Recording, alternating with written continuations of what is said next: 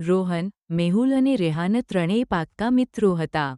એક દિવસ ત્રણેય ફરતા ફરતા ગામની બહાર પહોંચી ગયા. ત્યાં તેમને એક દરવાજો દેખાયો. આજ સુધી તો આવો દરવાજો અહીં ક્યારેય જોયો નહોતો.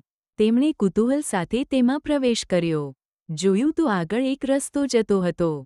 તેઓ રસ્તા પર ચાલવા લાગ્યા. થોડે આગળ એક મોટી સુરંગ આવી. જેવી સુરંગને પાર કરી તો બધું સાવ ઉજ્જડ. આખા નિર્જન વિસ્તારમાં એક વિશાળ ભવન દેખાયું. નજીક પહોંચી જોયું તો ભવન સાવ ખંડેર હાલતમાં હતું. પણ તેની નકશીકામ અને કોતરણી જોઈને લાગતું હતું જાણે કોઈ રાજાનો મહેલ હશે. મેહુલે કહ્યું, ચાલો પાછા જઈએ. મને ડર લાગે છે. પણ આખરે હિંમત કરી તેઓ આ નવી જગ્યા જોવા અંદર ગયા. જોયું તો દંગ રહી ગયા. આખી નવી દુનિયા. ચારે તરફ પ્રકૃતિ ખીલેલી હતી. રોહન બોલ્યો, અહીં તો જનજીવન ધબકતું હશે. રંગબેરંગી ફૂલોથી ખીલેલો બગીચો હતો. નજીક જઈ અડક્યું તો આ બધું કૃત્રિમ હતું. ત્યાં એક ગ્રંથ પડેલો જોયો. તેના પહેલા પાના પર લખ્યું હતું, અમે કુદરત પર જીત મેળવવા ખોટો પ્રયત્ન કર્યો છે.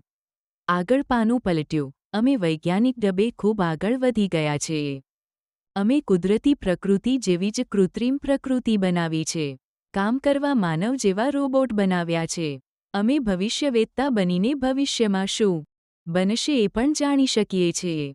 અમારી શોધો એટલી આગળ વધી ગઈ છે કે અમે કુદરતી બળતણ પૂરું કરી દીધું છે. આથી અમે પાણીથી ચાલતા વાહનો શોધી કાઢ્યા છે. અમે એવી મેડિસિન બનાવી છે કે જેને લેવાથી બિલકુલ ખોરાકની કે પાણીની જરૂર ના પડે અને જીવન ટકી રહે. પરંતુ આ કૃત્રિમ સૃષ્ટિથી વાતાવરણનું સંતુલન ખોરવાયું છે, જેના લીધે બધી ટેકનોલોજી હોવા છતાં અમને પારાવાર નુકસાન થયું છે. આ વાંચનારને હું વિનંતી કરું છું કે જીવન પહેલાના જમાનામાં હતું તેવું જ હોવું જોઈએ. ઇલેક્ટ્રોનિક્સ યંત્રોનો ખપ પૂરતો જ વપરાશ કરજો. જો પ્રકૃતિની જાળવણી નહીં થાય તો અમારા જેવા હાલ થશે. આટલું વાંચીને આ ત્રિપુટીએ એકબીજાની સામે જોયું. આપણે આપણી ધરતી માતાને ચોક્કસ બચાવીશું. જે રસ્તેથી આવ્યા હતા તે રસ્તેથી પાછા ફર્યા. બીજા દિવસે શાળામાં પ્રાર્થના સમયે તેમણે પ્રકૃતિની જાળવણી કરવાનો સંકલ્પ કર્યો અને બીજા બાળકો પાસે